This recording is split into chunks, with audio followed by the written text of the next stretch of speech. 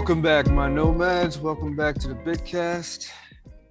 Today, got another special guest, Mike Kramer, here to talk about story and character development. So, me and Mike are part of a group chat where we were talking about some anime characters and are they classified as good characters? And should I say what the characters are? Because you know how unrelenting the anime community is. I mean, you can. I don't care. I mean, so was it just about Goku, or was it about a different character? There was Comparing some kind of meme that was like a bracket of best protagonists, and yeah. it was between like whatever round it was between like Goku and Aang from Avatar, which we know how I feel about that. And then there was another category that was Yusuke from Yu Yu Hakusho versus Light from Death Note. And I said Aang wins both categories, so it just goes on. Of course, everyone had an opinion, and that's, the beautiful thing about this country is you're allowed to have an opinion, but you're also allowed to just be wrong. And they were, because Aang wipes the floor. And so, yeah. The question is, it's always vague. And I know our one friend would be like, well, what do you mean by good protagonists? And it's like, first of all, it says it all in the question. Okay. Goku is not a good protagonist. I'm sorry. And we're specifically talking about grown-up Goku from Z and Super, not Dragon Ball. I haven't seen Dragon Ball. I do want to see Dragon Ball. But from Z and Super, I was like, Goku's not a good character at all. He has no. I was shaking his fist right now. Well, we know he's not a good dad. Goku just be dropping his kids off. He's just, whatever, man. No, he's not a good husband. Not only is he a deadbeat, but I'm mad what they did with Piccolo as a character, but that's a whole different thing. Goku is a bad character, man. Like he has no character growth, no arc. People would argue, oh yeah, like each Super Saiyan level is a growth in itself. I'm like, no, it's not. It's not. Well, it's like a growth in training. That was always, that's all anime. It's like Rocky movies, right? Like, there's going to be the conflict up front. They thought they were good. Then they're going to get beat. And then it's like, now I got to go to training mode. Dun, dun, dun, dun, dun. And then somehow they're going to come back and win in the end. And it's like, of course, that's a feat to like persevere through training and determination and all that. But like, to me, the question of what makes a good protagonist and the broader question of a good character doesn't have to be with like, in the anime community, it's always like, who would win in this fight? And it's completely incomparable. Like you've got completely different like worlds and rules. Like, is there magic in this world? Is everyone using a sword? Like, it's just not comparable. But the question of like, who's a good character, that's a whole different question. Yeah, because I feel like, you said something that really resonated with me. You was like, Goku is kind of like Superman for me, which is why he's not a interesting character. And I wholeheartedly agree. Arguably, Goku and Superman are the same character. Goku's just like the anime Superman, but it just doesn't. They don't compute with me because they're literally cheat codes. Like continually in Dragon Ball Z and Dragon Ball Super, I see Vegeta training. I don't see Goku training. I see him messing around and eating and stuff like that. So it's like, and that's one thing too. Like I remember, shout out to Variant Comics, the YouTube channel. I remember watching a video about that, and it was like comparing different characters and who would beat Superman. And it came down to Goku and Superman. And it said Superman would always win because the way he's written. He's written to be a cheat code. So nothing will beat him. He literally sneezed one time and broke the universe. So when you have a character like that, how do you make compelling stories with that? You can't. The whole idea of a character is that they have flaws and part of the journey is them achieving the goal or saving the world or whatever through those flaws, which is why I agree with you that Aang is a better character because you see he has flaws. He's a 10-year-old kid when he starts out, and you see his insecurities. I mean, he didn't. There's a storyline where he didn't even give Sokka and Katara a letter showing that their dad is alive because he didn't want them to leave. That's like some selfish stuff right there. So, I mean, that's character flaw 101. And the whole episode is them working through that. You know, there's not only does he have flaws, but the stories surrounding the flaws are compelling, and the fact that he was so afraid to fight the Fire Lord. There's a whole episode of him not sleeping and freaking out. You know, Goku, I mean, it's the same thing. Like, what did the when our friends in the chat say? He said, how many times did Goku save the world? And I was like, how many times did he have to save the world? Because he started the turmoil. Because he just Right. wanted to fight somebody. Like he literally challenges a destroyer god. Like, bro, his whole existence is to destroy worlds. Why would you challenge something like that? If anything, Well, you and should it's just be chilling. Like, wait till he passes our planet. Like, right. Well, and it's like, of course, that's a valuable asset. Like the person that's willing to go into battle at any turn, they'll face any, hardship, put their mhm. body through it, put their life on the line. That those are admirable qualities, and you see these in war movies, and you see it in all kinds of stuff. And those often aren't the main characters, right? Like the people that are like, I'm gonna fight every battle because that's what I do. I'm a fighter. I'm a winner. And they usually end up fighting some crazy battle, and they usually sacrifice themselves for everyone else to keep fighting the good fight.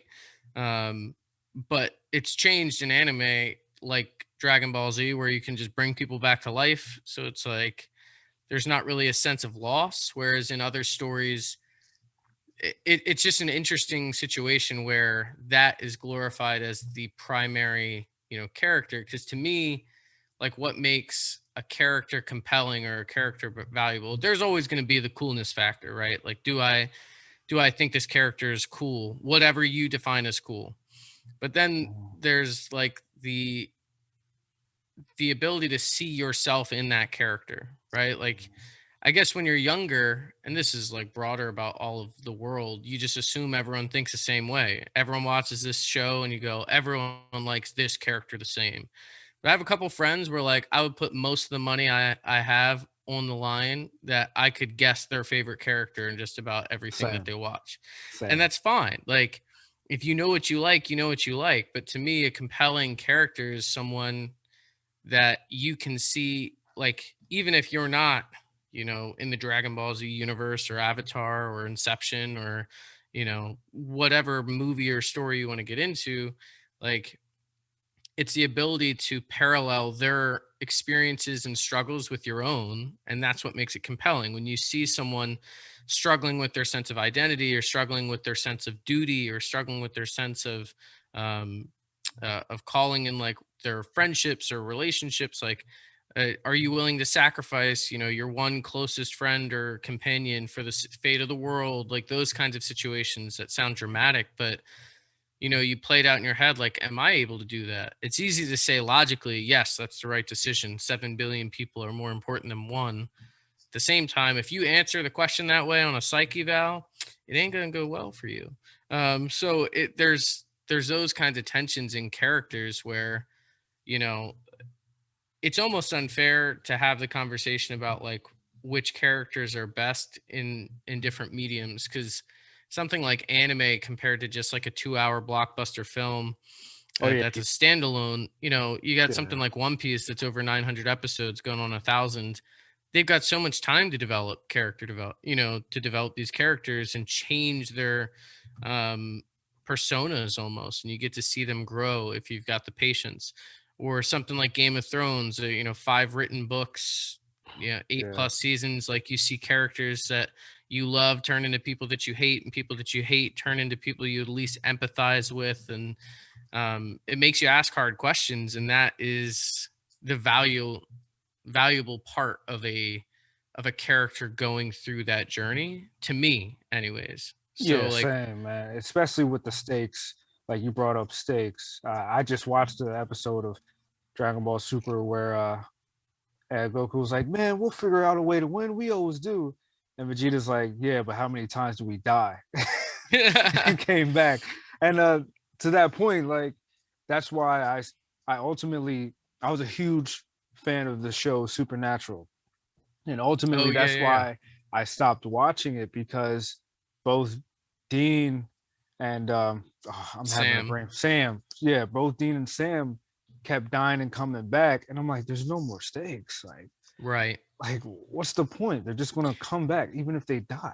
So there's a funny moment. I don't know how far you got, but in one of the situations, I don't care if you spoil anything. So they're getting ready for a season finale, of course. And he's like, Sammy, if I die, don't bring me back this time. I And think he I see dies, that. and Yeah. he goes to purgatory this time instead of hell, and there's a whole thing, and somehow he gets out of purgatory, and he's pissed off because his brother didn't bring him back, and he's like, Oh yeah, why I did didn't you see bring that. me back? And he's like, you told me not to. He's like, a real brother wouldn't. I was like, man, if you don't get it together. Yeah, But I saw yeah, that. like you said, so they tried to, I think they were recognizing, oh, if we just keep bringing them back to life with no like change in like the emotional weight of what's happening, then, there's nothing really of value here. And that's like the sad thing. Then you watch a show like, if you're a Game of Thrones fan, if you see characters die and you're hoping there's some kind of magic that's going to bring them back, Nah. and there's not. Or is there? And so there's like this tension that's created within the lore of that particular world. But I mean, you know, even in Game of Thrones, they didn't have enough time in the show to show this character, but the mother of the Starks, she comes back, but she comes back totally different as like a whole different being. She's not even herself anymore. So there is like a right. consequence to her dying and then coming back. Whereas like Supernatural or Dragon Ball Super, where they're just dying, coming back, and it's just like, oh, it's another Tuesday. Hey, the fate of the world, we could die, but hey, I came back. I don't. And then there's ultimate or multiple ways for people to come back, right? So in Dragon Ball Z, it used to be I have to go find the 7 Dragon Balls. And that was the whole thing. It's kind of this little adventure. You had the little radar thing to find the Dragon Balls, and you finally make one wish, and then they get scattered. And there was a period of time where they didn't work or whatever. Then it just seemed like it was like, oh man, got to go to the CVS and get Piccolo back. It felt like a video game, um, like there's no reason Krillin should still be alive in that show. No, Like, there's no reason. but so in our debate, in our little group text, I just want to say, when it comes to Aang and the Avatar universe, the reason to me that Aang is such a significant main character or protagonist, and again, the question is, how do you define good protagonist? To Mm. me, he's wrestling with all of these things. Take away his age for a second. It's his culture as an air nomad is to be a pacifist, is to value all life everywhere. Now he wakes up after 100 years, finds out his entire culture has been wiped out, paralleling like some Nazi type um Genocide. genocide, right? So now he's the sole survivor of this. He not only has the weight of being the only survivor of an entire culture, right, at 10 years old, but now he's the avatar who's got this separate duty that says there are times when you need to set your culture aside for the greater good. And he blames himself that he disappeared for Right. 100 years and this happened. Exactly. So now he's wrestling with this all as like a adolescent, essentially, preteen, and he's trying to navigate like, who am I supposed to be? How can I live into this role? And he's trying to balance, how do I bridge the gap between other cultures and set things right and make a peaceful kind of world, while also addressing my own needs, my own desires. Like, where is the balance there? And you see him wrestle with that throughout the 3 seasons in particular of the original show. And to me, that's compelling because there's even these moments, where if you haven't seen Avatar at this point, what are you doing?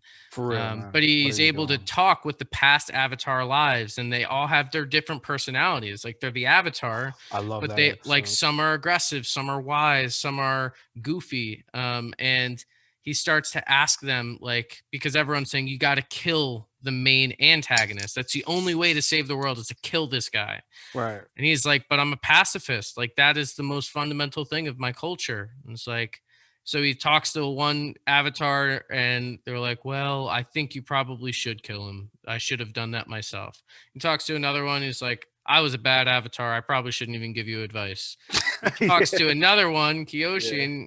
and she's like, you Yeah. definitely need to Just kill that kill him. guy Yeah. for She was just sure. like, take him out. Which, shameless plug, if you haven't read the Kyoshi novels, you should. They were freaking amazing. I'm going to reread them this summer. But then he talks to another air nomad avatar that's like, yes, I'm right there with you. Like, all the culture that we share as air nomads is so important, but you are called to a higher calling Yeah, as the she even avatar. said like you're beyond the air nomads. You have to decide the fate of everybody. Right. You And I can't put like how your they didn't give one. him a clear answer, like Yes, that he wanted. exactly.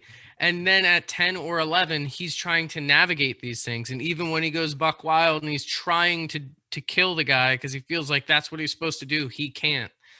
And then Mhm. there's just so many things in there where like he's got to like to unlock all of the chakras, and they're pulling on a lot of different traditions there, that he's got to give up all earthly attachments. Mhm. And he just can't let go of his attachments to his friends. And is he putting the rest of the world at stake by choosing his close companions over them? Or Right. would he be dehumanized by choosing this ultimate power over the ability to stay rooted in reality, which is the point of the avatar, to be the bridge between these two worlds. And so it's just this constant tension. And then you see it even more. A lot of people hate the sequel series, Legend of Korra, but I think that's the genius of Legend of Korra, despite the character flaws. But I think those character flaws are written intentionally to make it so much clearer how different their experiences as avatars is. Mhm. So, Because she was already good with all her right. abilities. So what's the difference between, and we see this in the world, and people get all like bent out of shape about the word privilege, but you just need to look it up to figure it out. You can add whatever adjectives you want Right. onto it.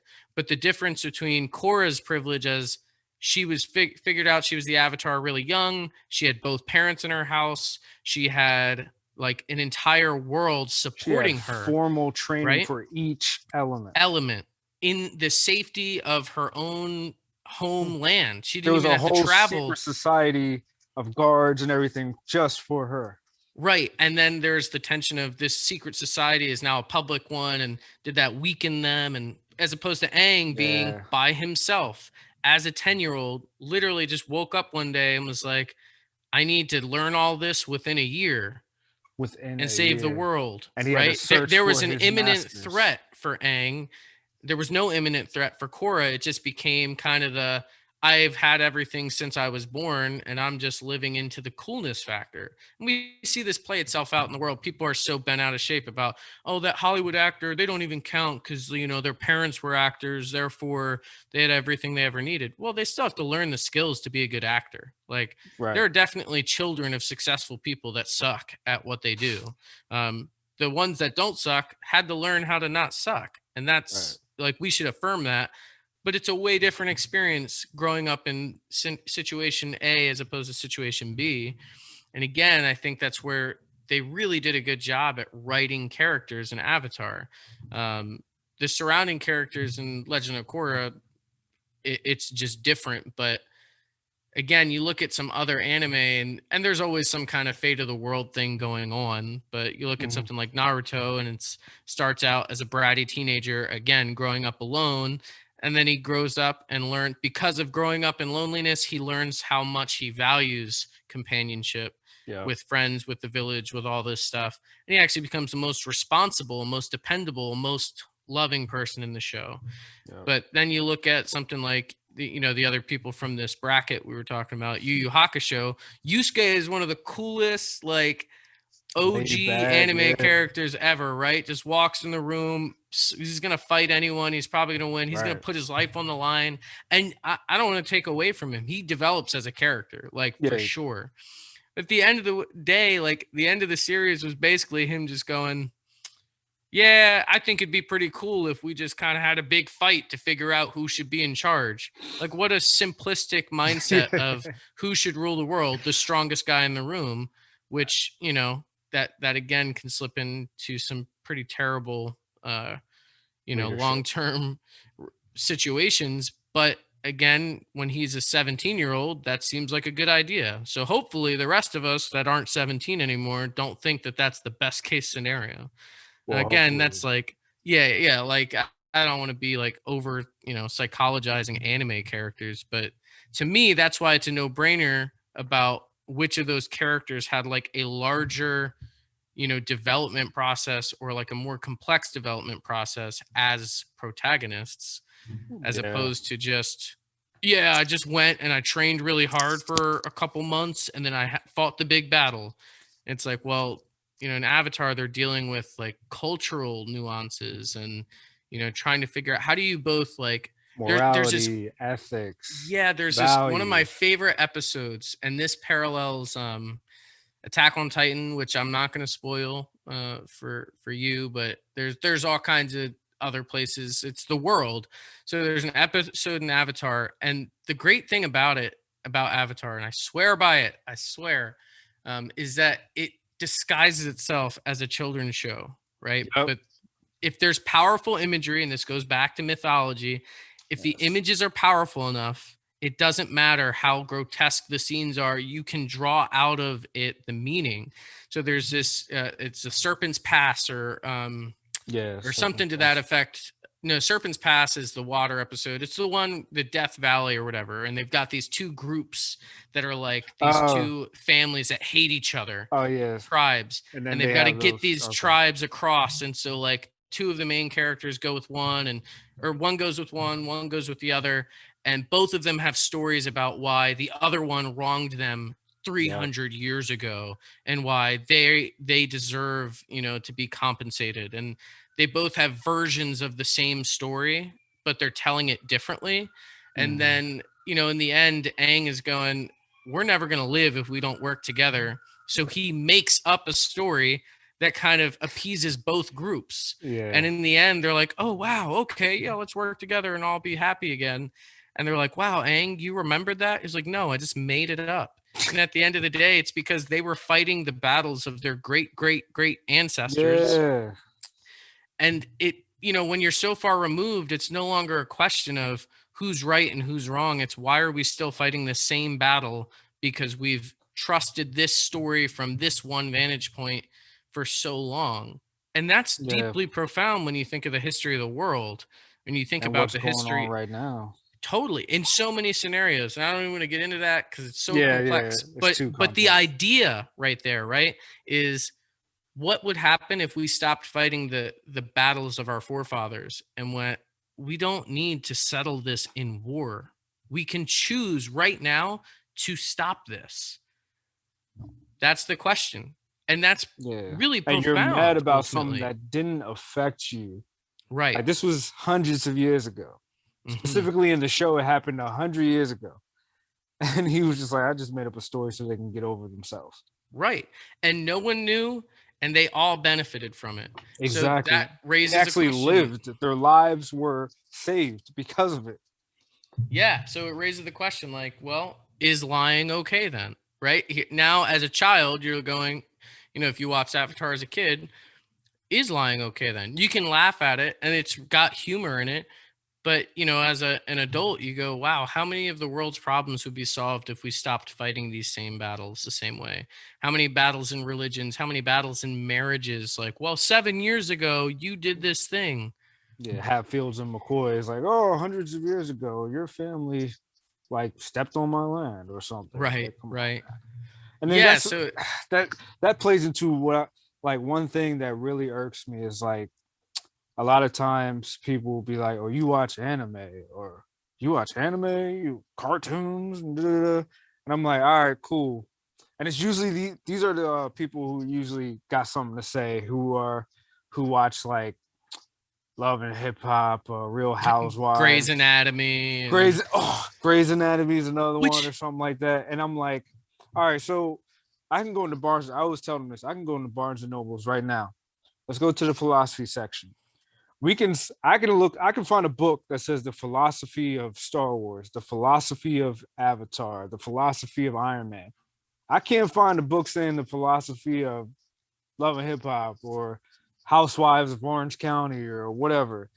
Like right. I'll find 1,000,001 cookbooks or their self tell books or whatever, but I ain't gonna find no philosophy book on them and screaming at each other and throwing wine glasses at each other.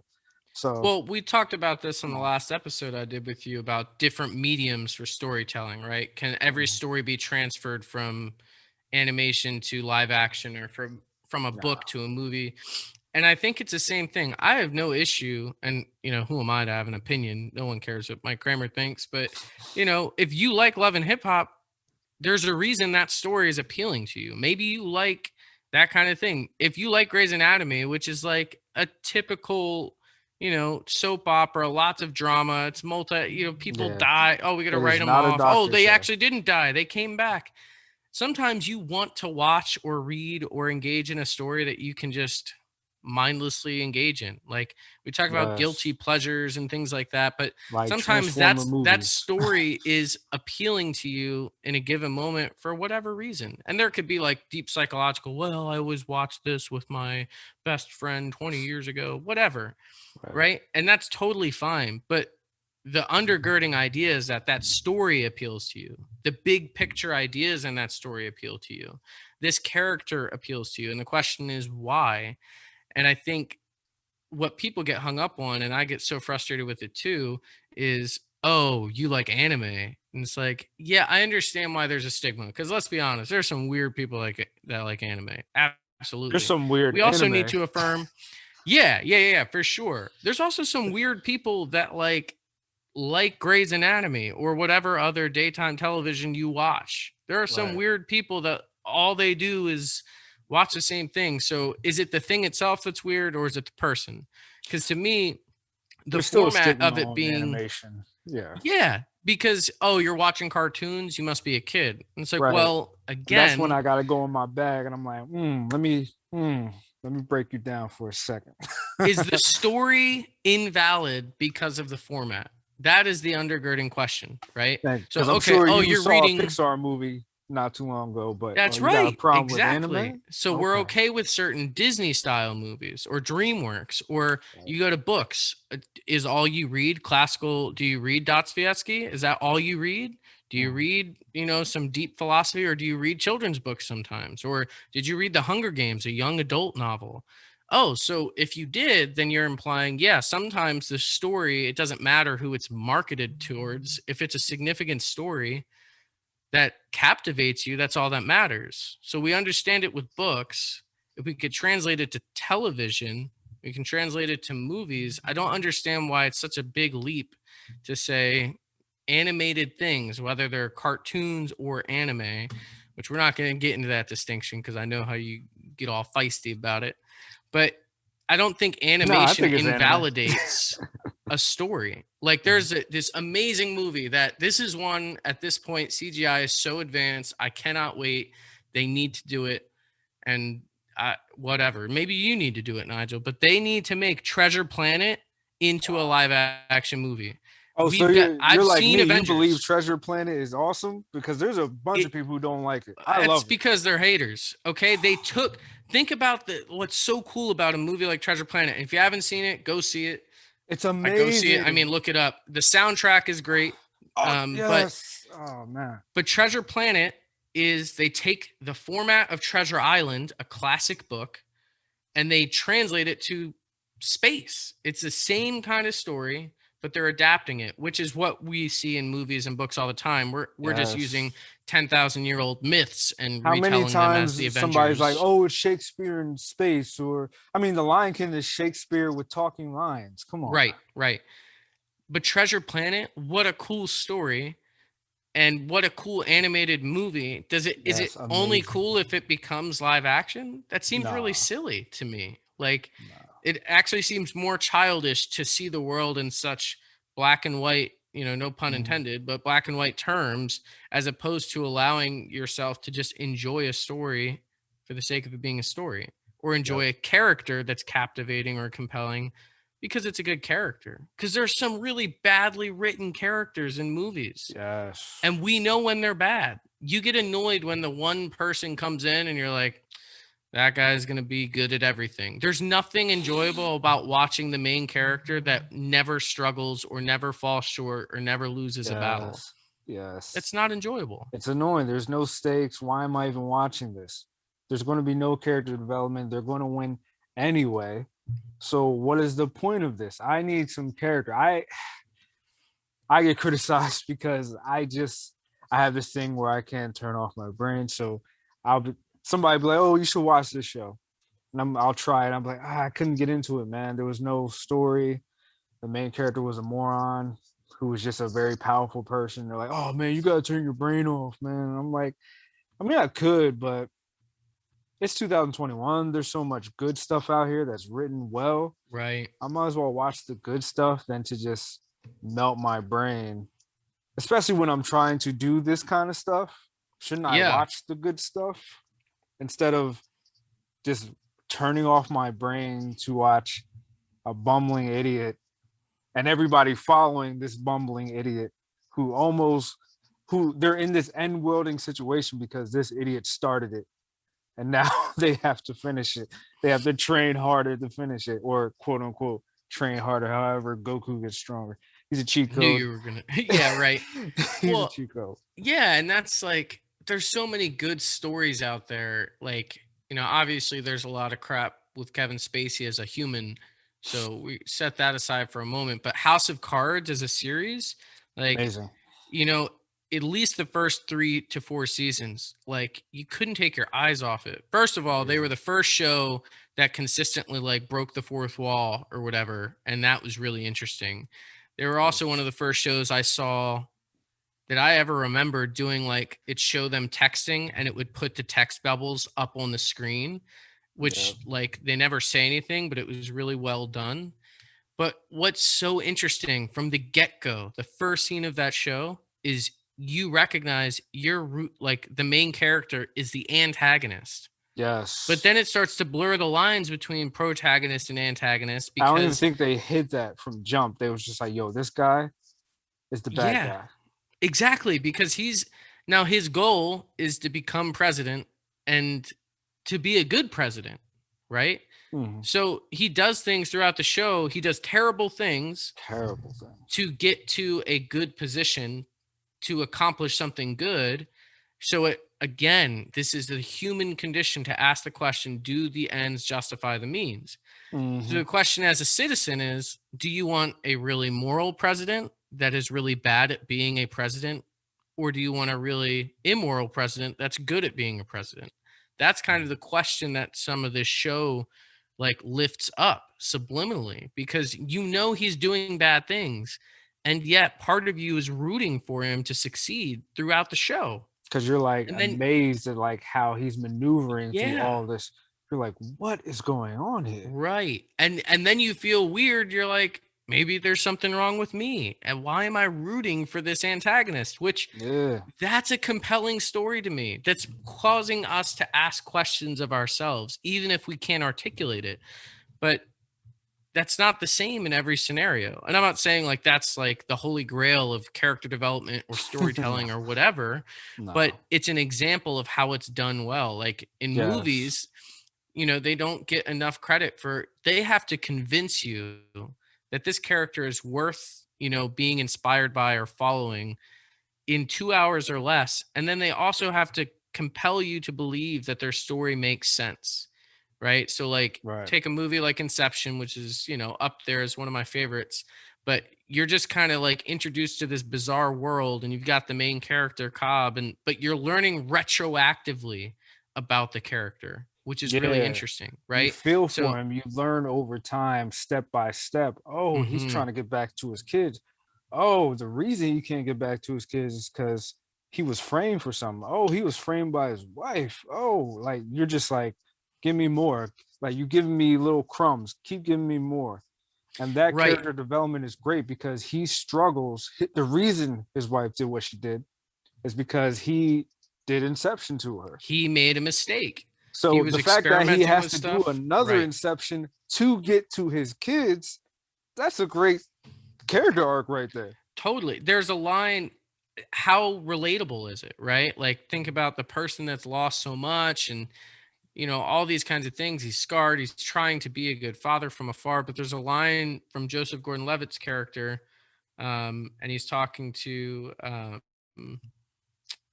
whoever, and they say, "Oh, like I thought Cobb said that's a rule that like we should never break." And Oh Joseph yeah, Gordon-Levitt says, "Now you see how much time Cobb spends, breaking his breaking his rules. own rules." But Yeah, you take that, right? How often do we all do that? We all have yeah. ideas in our head of like, this is what you're supposed to do.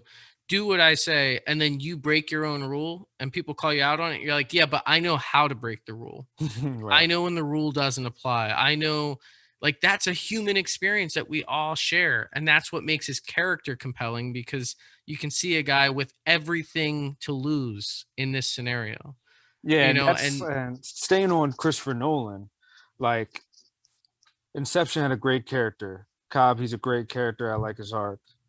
When it comes to Tenet, now we both saw Tenet. I couldn't really connect with Tenet right. because the main character itself, I didn't even know his real name until I IMDb'd after the movie ended. I was like, oh, it's The protagonist. protagonist. So, Right. and then like throughout the movie, I'm like, so what is this guy's motivation? What does he want? He just seemed like a blank. Like I'm a big fan of the Mass Effect video games. Yeah. I'm playing a Legendary Edition right now, and the thing about it is because it's an RPG and it's you choose your own adventure and you choose your own choices. The character Shepard, the main character that you play, is basically a blank slate, and that's what it reminded me of in Tenet because like he's kind of like a blank slate.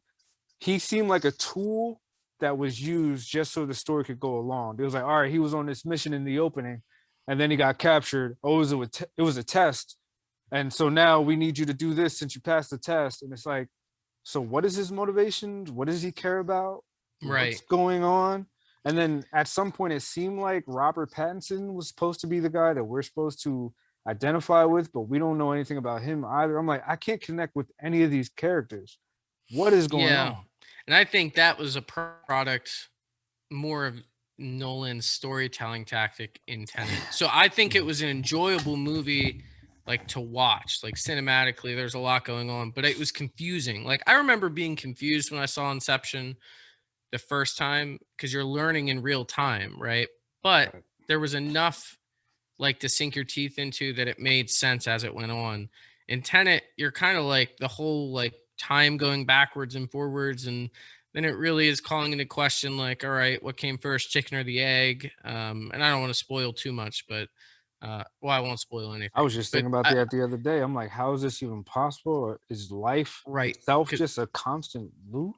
What well, it's definitely like the multiple, parallel universe has to timeline be? kind of thing, It has to be. on some level. But yeah, like you're saying, there's totally like the accepted norm of that story or that world, right? Like, Mhm. okay, this guy in a typical action movie, he's a secret spy and he just loves to be awesome. Okay, this guy, like, he just works for whatever organization secretly and he does these missions for whatever reason, apparently for the greater good of society. But the focal point is the means by which everything's done. He's trying to stop the end of the world, basically. Okay, got it. Um, but it's not compelling like characters, Yeah. right? The only compelling part of the characters were like some of the witty banter, and then characters if they sacrifice themselves, or characters that surprise you. But it wasn't like, oh, this character was developed over time. It was really, I think, about Nolan experimenting more with like the world and the mechanics of the world, and if technology Yeah. continues to develop and all that kind of stuff. It's like a demo. It's like when a video game studio will make like a short 5 hour single player game just to demo the technology. Right. Then they make the game that they want to make. Yeah, yeah. So like for me, like my parents got me Tenet for Christmas, whatever year it came out, and it was great. Like I'll probably rewatch it every now and again, but I could watch Inception every Over and over month. again. I Yeah. love it. Like, Yeah, I and love it's it, man. because you just enjoy watching these characters that, like, again, the skill it takes to develop those characters quickly in a movie, like you're Mm, watching them develop so quickly. And you're piecing together their interactions, and then they start to resonate with you. But when you don't have a compelling character, it's hard for you to return to that story because it's not that enjoyable. Like there's something deep and profound about like Peter Pan, right? Like, mm. are you willing to grow up? But there's something beautiful about not growing up. And when you look at Captain Hook, you see what growing up could entail. So why would you ever want to become that? And there's like the real Peter Pan story is kind of dark and really Oh yeah, depressing, right? it But really is.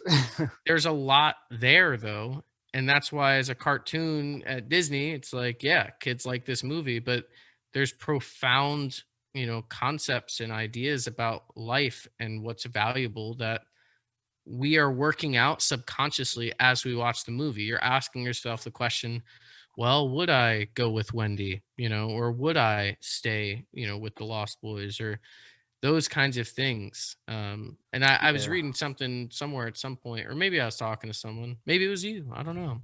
But like for Captain Hook, like, he's an adult and he's growing older, and yeah, he's scared of this crocodile. But what does the crocodile have? This clock that's ticking, reminding him you're gonna die. So if you there could we go. choose, immortal youth over growing old and dying, like which would you Mm. choose? Do you fear death? Why do you fear death? Like these are the things that make these characters interesting. This Yes, this concept or this world, and when you see something like Tenet, you just go, "Oh yeah, important good guy, important bad guy." And they had great actors in the movie. Let's be clear. Like I love the antagonist in that movie. I don't know his name. He was in David Washington. yeah, Sherlock Holmes Game of Shadows. He was great as Moriarty, and he was great in that Wait, what? Wait, who are you talking about? the bad guy, Oh, the bad guy, the Kenneth Branagh. antagonist. Yeah, yeah, yeah. He And wasn't he in was Game of also Shadows. in That was somebody else. Nah, it was. No, it was.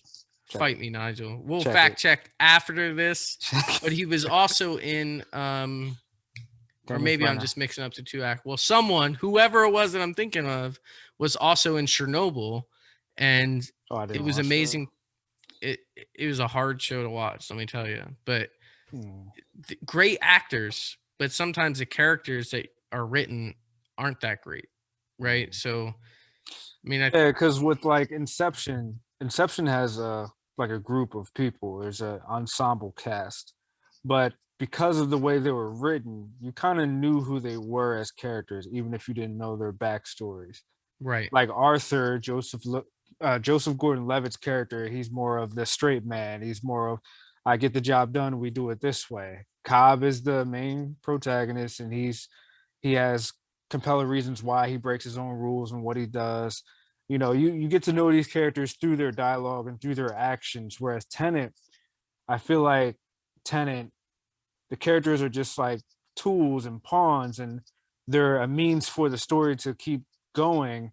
And because the world and the stuff in it is so like confusing in itself, there was so much like context that they're just trying to say, oh, this is this because of this, oh, because we did this, that's why that happened, because this is a loop, and then da, da, da, and oh yeah, people from the future are just sending us reverse stuff, and da, da, da, right. and like I'm like, so like your your stuff is so confusing that you just have to have these characters not even have like character conversations. They just have to keep spewing out like like all this context Yeah. for you to get some. And it's like, bruh, like what's going on? Like we still don't know what happened with the future people sending stuff, and then there's a whole mini story with the main villain and Elizabeth Debicki's character, which had more character than anybody else's character, but she wasn't the main character. And then it turned out the protagonist was the leader of this secret organization the whole time, or so we're so to think. I don't know. Yeah, it gets wild. I did just look it up. You're right. It was Jared Harris that I was thinking of. That's who's Jared Harris. um in Chernobyl and Sherlock Holmes. Kenneth But yeah, Branagh, I mean, yeah, players. I completely agree though, and that's again with a long format of a television show. Even Supernatural, you can see their development change, though. They run into a problem that a lot of animes run into, frankly, of the power structure of the world changes so much that Yeah, like like when you're on season 5, it invalidates all of the struggles from seasons 1 through 4 because yeah, like the stakes are just so high. And it's like, oh, it's because they got stronger and smarter. It's like, yeah, but then it just makes it seem like everything you went through was for nothing before then. But yeah, like man. there are so many shows, like, and I know you're not a One Piece fan, but One Piece, and I honestly think you got to get through 60 plus episodes before you can start to see I did. that Oda's kind of the way his format works, where it kind of starts with like just goofy whatever, and then retroactively it'll be like a 20 episode flashback that tells you why this character that you thought didn't matter actually had this really empowering and tragic backstory that makes them matter to you. And you're like, oh my gosh, that's crazy. Like, I got mad emotional watching that show for no reason. Like, but the reason was because the characters became so significant to me. So now I can overlook like the protagonist's frustrating qualities because there's all of these other good qualities. And then I realize the more honest I am with myself, I've got a lot of frustrating qualities. If someone's watching the life of Mike Kramer, they're gonna be like, yo, this protagonist sucks. But hopefully, within the next decade, there's enough character development in me. So I think Man, those are the subliminal or subconscious or, undergirding things that hold up great character development. Because if you're just watching, oh, there's a new battle. Oh, I got to get in shape for the new battle. Yeah, they might change out. Am I using red kryptonite or green kryptonite? Or, I don't even know how many color I kryptonites there mean, are. We have to call there's Duran, so but many. I mean, that's it's why just I like, think Marvel. I always say, I know you're not a comic book guy, but DC has better stories, but Marvel has better characters because DC characters are so OP. Wonder Woman, Aquaman, Superman, Martian Manhunter. They're like God level strong. hmm So the writers have to come up with creative ways to have conflict in their stories, which is why they have better stories. Whereas Marvel, they're powerful, yes, but they're still very human. Like Iron Man is addicted to alcohol. Spider Man was very insecure starting out because he was bullied all the time, and those first runs of him being Spider Man, he gets beat a lot. Like he does right. not win, and like all these Marvel characters have such human qualities, and that's why I feel like they have better characters, and I'm way more interested in them as characters, but I do believe DC has better stories because their characters are so OP. I just don't like their characters Well, because they're so OP. yeah, comic books are a perfect example of this, though, right? Because they reboot these characters so much, whether it's in like Yeah, different parallel comics or yeah, in different iterations of shows or like rebooting the movie franchises. Spider Man's an easy example. We had 3 Spider-Men in 1 decade, right? yeah. Three reboots And in 1 decade. yeah, It's and crazy.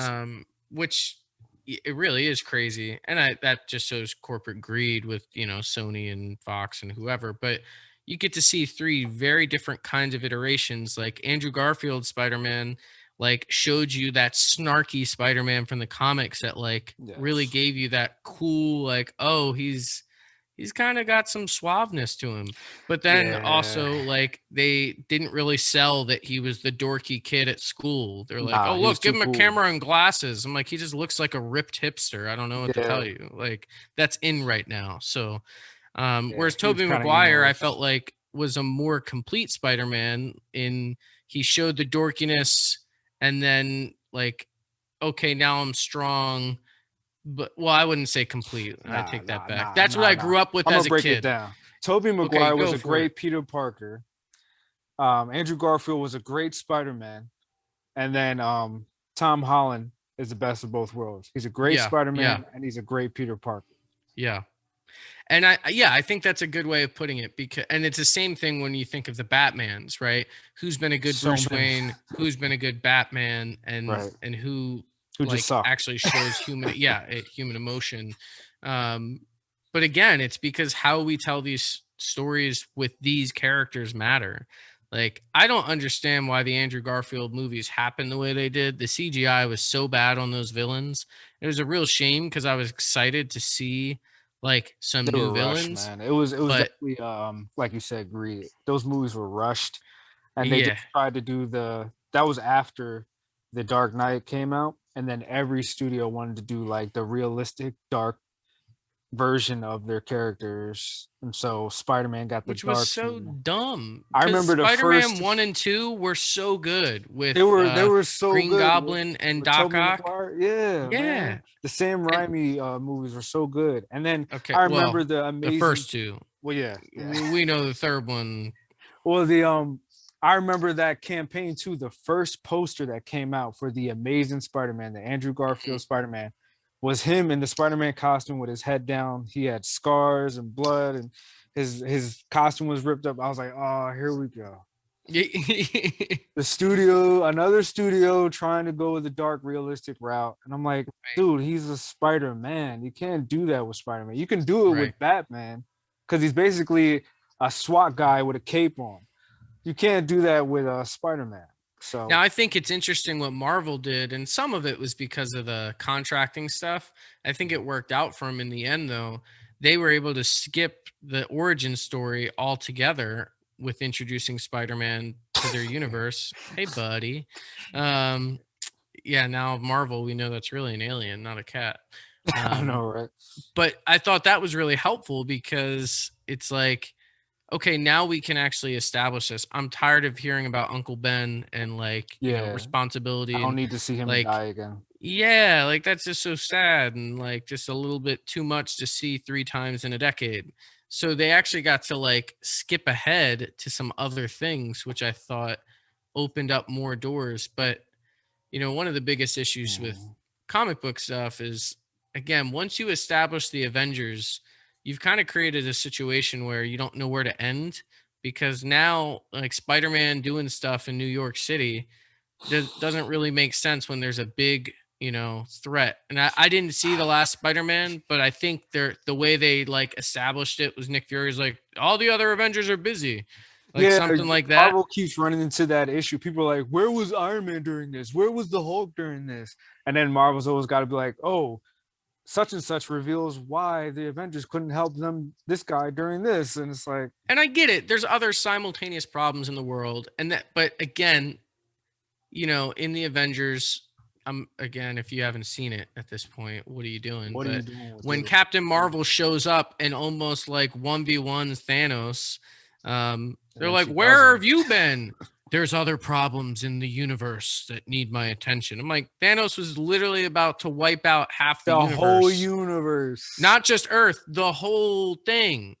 So I feel like that takes precedence unless there's another Thanos parallel, and it Right. just becomes And speaking of it's the comic scale books, is too big, right? Like, I do think that Marvel's going to run into a power issue, like you said, anime does, because once you go Thanos, where do you go from there?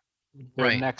Their next end world, and rumor is it's Kang the Conqueror, which brings in time travel. And then I'm like, once you introduce time travel, all bets are off, man. And then Well, it's that's like the Flash, right? In DC's universe, like, which hasn't been established yet, and they're already introducing time travel. I'm like, mhm. they're already Well, talking they about did it doing in a the whole TV reboot. show a lot. And We're not going to talk about the TV. after like the second season, now he can time travel and it shows how like it does have the ripple effects and everything changes, but it's like at a certain point, once all you got to do is eat some extra carbs and you can time travel. Yeah, your girlfriend died and you just need to run back in time. And they tried to establish like how that creates problems with another antagonist, but it's just like, I mean, the Flash itself is kind of a messy character because his whole origin is from a time travel. His mother right. gets killed by a time traveler, so it's kind of messy in itself. And then he goes to say, it's messy, man. But I Yeah, mean, yeah. yeah, it gets messy. But yeah, it was a good one, man. If you had to pick one character that's just like, man, whether it's nostalgia or you're a sophisticated adult now, like you just love them to death. Who is it? Since we're talking about like character building wise, man, It doesn't have to be like, oh, this is the end all be all. This is my favorite person, but you just like one character that just, man, that's what it's all about. This is it. mm, I, I'm gonna say more than one. I'm Okay, gonna say yeah. like three. I'm gonna say like three. Um, Put me on the spot here. I put myself on the spot. I was like, I better have an answer. Once, so now my brain's going. I do like. I'm a fan, even though I didn't finish the books. I'm a fan of Roland the Gunslinger from the Dark Tower series. Never read them, but cool. Is that with? Amazing Didn't books. they make a movie? Start adapting it. We're not going to talk about the movie. So I shouldn't watch it. Okay. No, with All right. Good to know. Idris Elba. Yeah. Nah, don't watch it. Great Beautiful casting, man, though. horrible execution with the movie. Yeah. But yeah, Roland, I think he's a great character. I love the whole Dark Tower universe. Those books are written by Stephen King, and Oh, they okay. they actually correlate to all of his books, and they actually kind of explain why all of his horror books have weird stuff happening, and it's kind of hard to explain without telling you some stuff. But yeah, I mean the whole Dark Tower series, I love. And I would say Anakin Skywalker, just because bad writing aside with the prequels, Yeah. the prequels, the writing wasn't good, but the story behind Anakin Skywalker and the prophecy and what he's supposed to do, what he does do, despite Episode 9 trying to discredit that. I just think it's great. I mean, I think it's all the good stuff of what mythology is. I love Yeah. mythology. I'm a big fan of all kinds of mythology, Norse, African, Greek, whatever. And I love that character, and I feel like it's like space mythology and what it does. Aang, of course. Did I already say Aang? No. Okay, so Aang, I love his character and what he goes through. I like Korra, but Aang really takes the cake for me, Yeah. and Yeah. all his decisions. I mean, some of my favorite episodes from Avatar are just him not even fighting, but just contemplating like, what do I do? How do Mm-hmm. I do this and still keep integrity, still be a good person? Because everybody's like, oh, you got to kill this man. This is war, war, war. And Right. ultimately, spoiler alert, he does find a different way. And I thought that was amazing. Yeah. But there's also ramifications for it, right? Like in the sequel series, in the Yes. comics, I mean, his even I was sitting decision. there watching it like, even though he has no power, that man's still dangerous. You're letting him live? Yeah. And you see Yeah. what happens, like, and I then don't you want to get see, to because yeah, ideas are dangerous, Nigel. Ideas are I know, dangerous. man. That goes back to Yeah. Inception. Even the idea, just planting it in somebody, and it just grows. Oh, gosh, Yeah, man. it's amazing. But yeah, go ahead. Yeah, yeah. Characters for All right. you. So I can't even go into it because you're not caught up and you haven't finished it. But Attack on Titan, if you haven't, you gotta, because what you see unfold there is hard to watch, but it That's like genuinely makes you question what who am I? What would I do? Like, I'm wow. already questioning that, and I haven't even started the fourth season. I'm like, that's one of my favorite anime right now. Yeah, dude. The fourth season literally is gonna blow up everything you think about life. And it's just How the third magical. season already did that? How? I know. I messed up my ankle in November and I didn't watch any of the third season because I was like, I know I don't have self-control. So I was like, no, I'm gonna wait. And then I was like, oh, I guess I'll just watch it. And I watched it all in a day and a half. And then the fourth season came out the next day. I was like, thank you, Jesus. And then the fourth season had like a halfway point that ended at 2-3 months ago. So I couldn't wait. I just had to read, and I read all of the rest of the manga that came out. And I don't know if I'll ever be the same. So if you want to see complex character development, Attack on Titan, but Attack on Titan. and Now. Aang, obviously, I could go off about Avatar, but I'll end with Rurouni Kenshin. That was like one of my first anime I ever watched, And the first manga that I bought every month it came out, I'd go to Borders with my family. Be reading it. I'd finish it before I got out of the store, but I still bought it. The plot of Rurouni Kenshin is this samurai who, like, as a teenager, like, was moved, like, by all of the internal civil war going on in Japan, and was radicalized essentially. And again, addresses the question: do the ends justify the means? And he becomes an assassin. And it's all based off of, it's basically historical fiction. Well, Right. loosely, but he's based off a real person in a real situation. So he was the most famous assassin in all of Japan that was, killing all these political enemies. And once the wars were ended and the Meiji era began, he put down his sword and vowed to never kill again. So the Mhm. series picks up. That's all background that happens in 30 seconds. The series picks up with this dorky wandering samurai with a sword that's backwards because it, can't cut stuff. And, now he's testing out his new philosophy of never killing people. But there's still problems in the government. There's still problems in the world. And there's still ramifications and consequences for all the stuff he did for over a decade. So does his new philosophy of never killing someone really work? Or are there times in life when someone needs to be killed? And that question gets played out, and he starts to feel the tension between, do I deserve to have a happy life after all the terrible things that I've done? Like, is that acceptable? Like, there's Right. so many good things that now as an adult, I can articulate what's happening a bit better.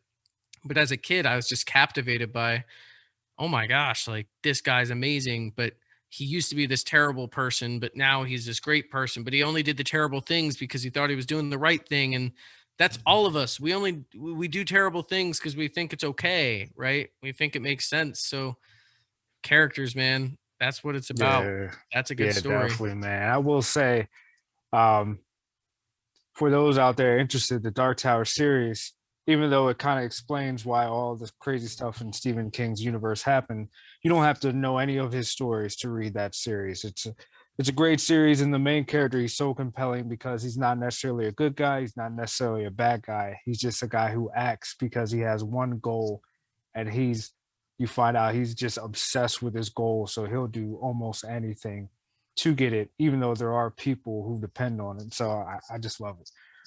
But yeah, I mean, this was a good one.